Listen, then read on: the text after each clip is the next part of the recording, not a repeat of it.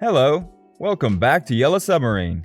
In today's video, we will be looking at Paul McCartney's breakdown of some of his most iconic songs. We will be going over his analysis of some of the greatest songs he has ever produced and what they meant. Before then, don't hesitate to like and subscribe to this channel. Also, hit the notification bell to receive alerts whenever we post a new video like this one. Let us get on with this video. The Beatles were a record-breaking English band that reigned for more than a decade, and their musical legacy remains unmatched by any band we know today. Of the original four men that ruled the musical industry at the time, Paul McCartney is the one that still pretty much stays in the spotlight among the group's members. Paul is now about 76 years old, and today, he still retains the iconic image that people remember. And at times, he still goes on tour to perform some of their best songs to the delight of his fans. He has already achieved a lot, and he can lie back and meditate on his life's achievements. But never to be outdone, he still finds time to make some new releases out of pure pleasure. He is still as competitive as ever, and always trying to do something new, as fans of the Beatles have known him to be capable of doing. We decided to put this legend under the scope and see a breakdown of 10 of his greatest songs ever. We hope to see more of who he was back then, and all that made him into who he is at the moment. Follow us till the end, and you will get a broad view of Paul McCartney's insight into what made these songs so great. Number 10. She Was Just 17. This was a song that I'd written way before the Beatles ever came to be. I mean, way before I met John Lennon. I had written a bit of the lyrics, and when I met John, we decided to rub minds together, and we opted to complete the song. The lyrics I'd written didn't seem right, and we did a lot of tweaking to make the song come out the way it was. You would say that the song was pretty ordinary, but it was pretty much the first great song that John and I did together, and I loved it. She was just 17. She'd never been a beauty queen. And we kind of looked at each other like, I said, I don't really like that line. So we changed it to, she's just 17, you know what I mean. Number 9. And I Love Her. I thought of this song, and it produced a warm feeling in me.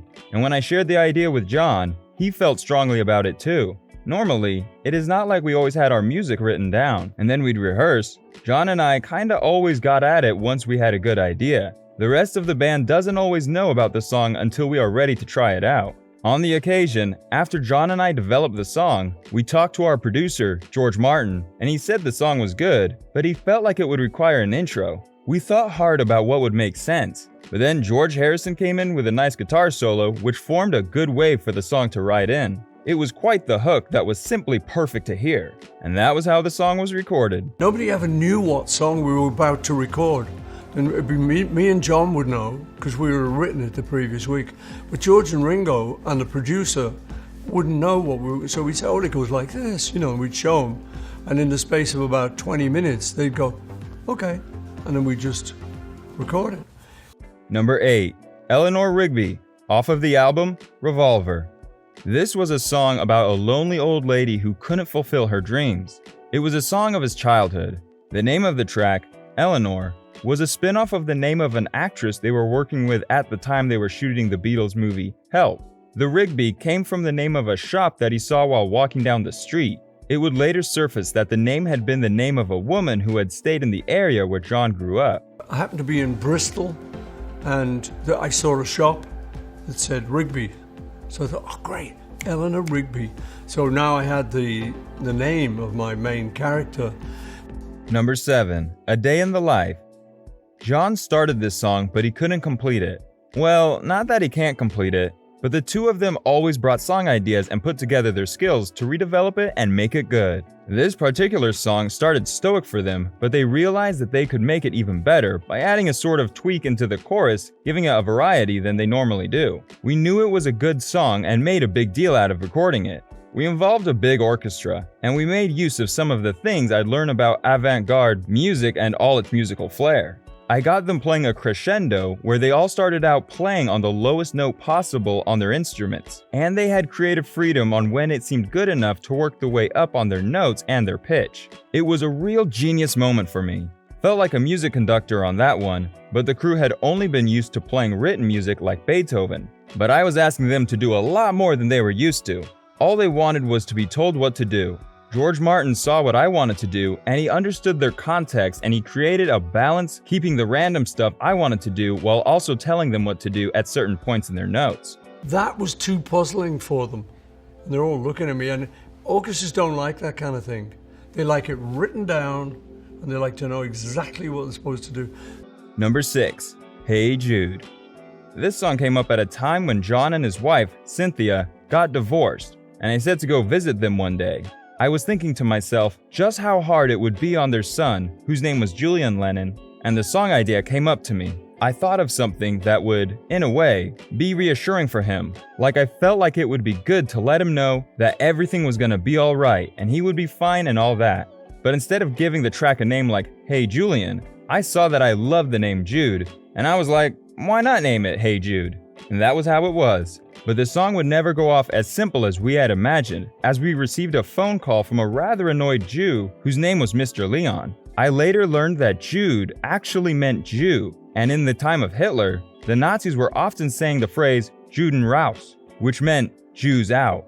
For me, Jude was a beautiful name, but for them, it reminded them of a harsh past, and the man thought we were making fun of the Jews. I had to do some explaining about how it wasn't anything like he thought it was. I told him it was just Jude, a name used in the song. But it was an eye-opener for me, as the events that must have caused him to tear out like that must have been trying times for him and some of his family members. I was able to keep him calm. He was cool after listening to my explanation. Although he said he would send his son to come beat me up at first, his son didn't come, and that was a huge relief. The song sort of became a favorite for me, and after deciding to sing some songs on a tour, I would switch up and just sing Hey Jude. I think the song was fun and interesting, and the audience always seemed to vibe well with the lyrics. It carries a lot of meaning and a sense of encouragement for those struggling with certain events, and especially in a society today with all the strife, people would love to hear that everything is going to be alright. That's the message of the song. It's a song that brings great joy to me.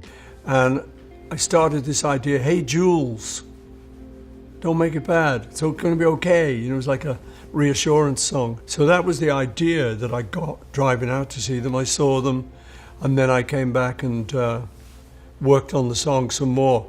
But I liked the name Jude. Number 5, Helter Skelter. This song is thought to be the one that laid the foundation for the heavy metal style of music. Well, it was not intended as such. What happened was that the song was inspired as a way of challenging what was in the works at the time. And one of the singers of The Who group had boasted about making the filthiest, loudest, and dirtiest song ever. Well, maybe the adjectives were not in that order, but it got me a bit jealous anyway. And I told my group that I was going to make the dirtiest, filthiest, loudest groove that would trump the track produced by The Who. We were always open to trying out something new off the top of our head, and we took on the challenge to produce Helter Skelter, and it was pretty wild, screamy, and not boring at all. Ringo had it the hardest, as he had to beat the drums a lot with all the flair we put in the song at every turn. The synergy that came with producing such a song is a joy felt by bands across several upbeat songs like rock and roll, heavy metal, and other loud genres of hard music. I still don't know what song he was referring to, but I went in the studio and said, guys, we've got to do a song that's dirtier and filthier and louder than The Who. Number 4, Blackbird. The song came at a time when there was a lot of unrest as a result of the civil rights crisis in the 60s. I thought it'd be cool to write a song about it. In England, when we talk about a bird, we are referring to a girl, and in this case, a black girl came to mind.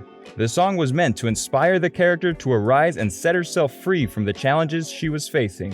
What I aimed to achieve was to reach out to the people who were most concerned and give them a bit of hope in the struggles at the time. Given how far and wide our songs may reach at times, I knew a lot of people would get the message and be rest assured that they were not alone and that they had the power to change their circumstances, that their voices can be heard. That if it ever reached any of the people going through those problems, it might kind of give them a little bit of hope. So I wrote Blackbird. And in England, bird is a girl. So I was thinking of a black girl going through this, now's your time to arise, set yourself free. Number 3, Let It Be. It stands out as a pretty great song because of the time which the song met me. There was a lot of buzz surrounding us in the 60s, but at some point, I wasn't feeling myself, and I don't know, I was struggling with some things in myself, and I was bothered. I had a dream about my mother telling me that things are gonna be okay, and I should let them be. That's what she said in my dream after she had been dead about 10 years at the time. The word, let it be, got stuck in my head, and I sat by the piano and a song flowed out of me right there. It meant something given how much I loved my mom, and how the song relates to what I was going through. It all made sense in a way, and I can pretty much see why people love this song. She seemed to realize that I was going through struggles, and she said, it's going to be okay. It's all really going to be okay. She said, just let it be. I went, and felt great, and woke up and thought, what was that? What? And I remembered the dream and thought, what did she say? Number 2, Hi Hi Hi. This particular song is one of the 2 songs I made that got banned. Why? Because it had a drug-related theme. We had just entered the 70s and everyone was getting high. That was basically what the song was about, and people rolled with the song until it was banned by the BBC.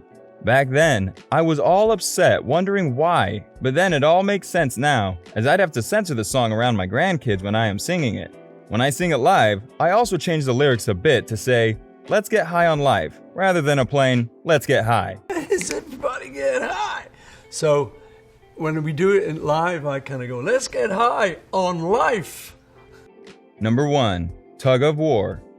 When John died, our band started a bit of a squabble due to the gap which he left amidst us, and I missed him. I often thought that he and I fought a lot, but that wasn't remotely true. We made each other better, and together we functioned as a band, notwithstanding what we went through. I decided to write a song about what he would have done if he were with us and the things he would have said and all. I realized how much I loved him as a friend, a family, and every lyric came out of a place of deep feeling about missing a loved one that could not be taken away from me. If you enjoyed this video, don't hesitate to like and share it with your family and friends. Don't forget to like, subscribe, and hit the notification bell so you get notified every time we post another exciting video such as this one. Thanks for watching. See you next time.